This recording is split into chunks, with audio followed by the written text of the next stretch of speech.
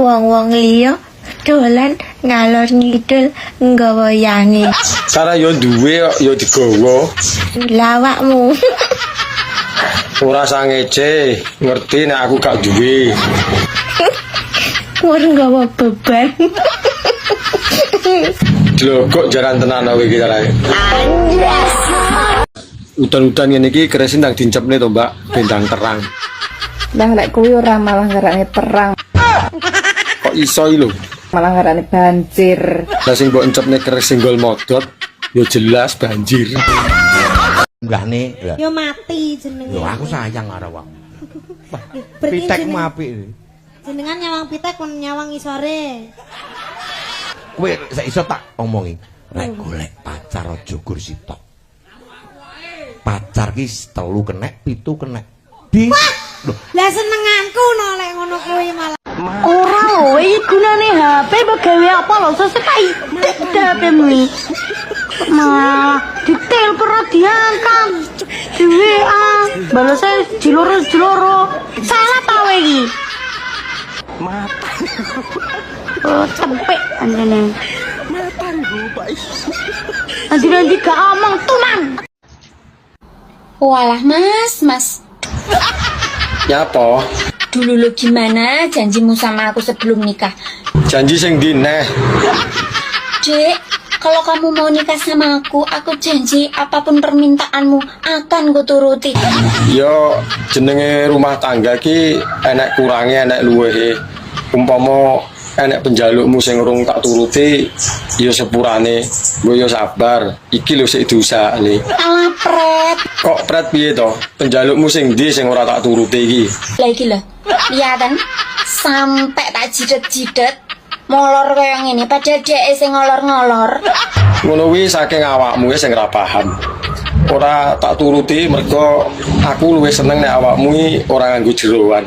Dadi gampang lek ngerogoh. Ya Allah, disemoyang-semayani terus lho aku. Lho sampe kaya ngene iki. Mbok sedina njaluk ping 16 to, ora bakal tak turuti. Ki opo lho sampean ki Mas? Jan ra sumbut karo lek menjengat pendak bengi iki lho. Wong ora jengat awakmu yo bingung lho.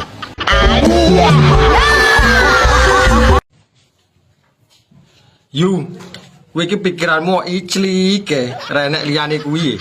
Lah sak menika 7 tahun ngrondo ra tau didulek lho Mas. Bayuh 7 tahun lak buntu no kuwi. Bayangno, Wegah dadak mbok kon bayangne. apa wis kembut-kembut pengen diisu diancel sayang. Lah kene to, tak duleke. Bayangno. Lah yo gorene tak ijlike mumpung aku yo ingin.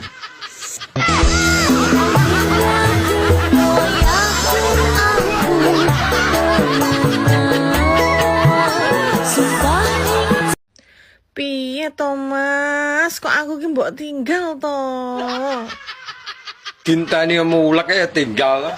Aku budal karo sapa iki? Rasa budal. Piye to? Aku lho sik adus mbok tinggal to Mas. Lah dus jam-jamane sing mbok kosok ya apa jane?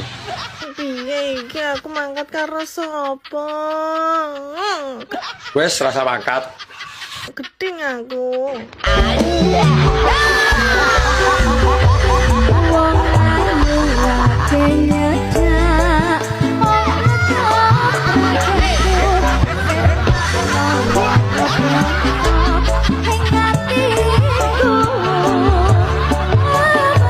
Rene yo tak tuturi. Wis lak mik wis kaya enak mik iki to, Mas.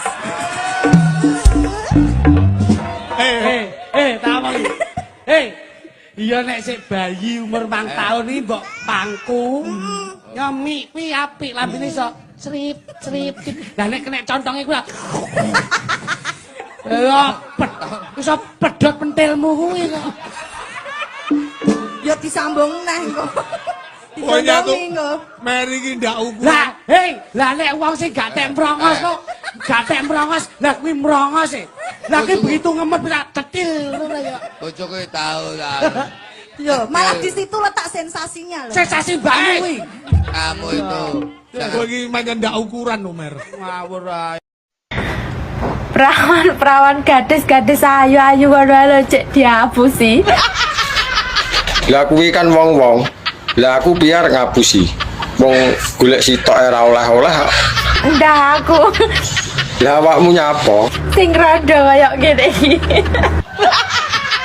Ya sing jenenge tresno yo ora mandang rondo apa prawan. Ora emek didon. Duh. Lah sing didoni ngisor lho, apa ora yo seneng e? Ancuk. Awak kurus dikira melarat. Dikocok terus saya suwe muncrat. Kayak jajal. Kuwi lho Mas. Sampeyan ki pikirane aja ngeres. Lah kamu wajik klethek gula Jawa wulune sithik barange dawa barang. Wulune sithik barange dawa kae, kilikan kuping Mas. Sing wulu ayam kae. Wulune sithik gagake dawa. Nah, kuwi. Kulkal kuping. Nah. Apa kuwi sing dikocok Dikocok terus saya suwe muncrat. Kuwi Sprite Mas. Sprite, minuman Sprite kae-kae lho. Kae. Seperti dikocok. Heeh, dikocok terus. Kocoke mrono apa Ngono ra. ngene iki. Iya ra dikocok Ngene kaya iki. iki ya. Heeh. Lho suwi-suwi kan muncrat. Mrono. Heeh. Iya ra Mas, bener kan? Bener? Ngene iki terus mrono. Mbak, masak karo ijlik ini enak ketoke. Iki to malah cengengesan. Iya, apa meneh terus diumbulin tumpang kompor, Mas.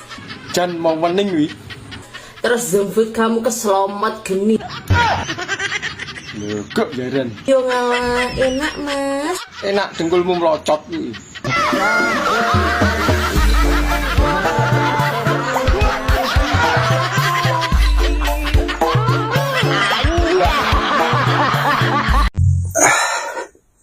Aku ki wingi ditawani kon dadi bintang iklan kopi, ning aku wegah.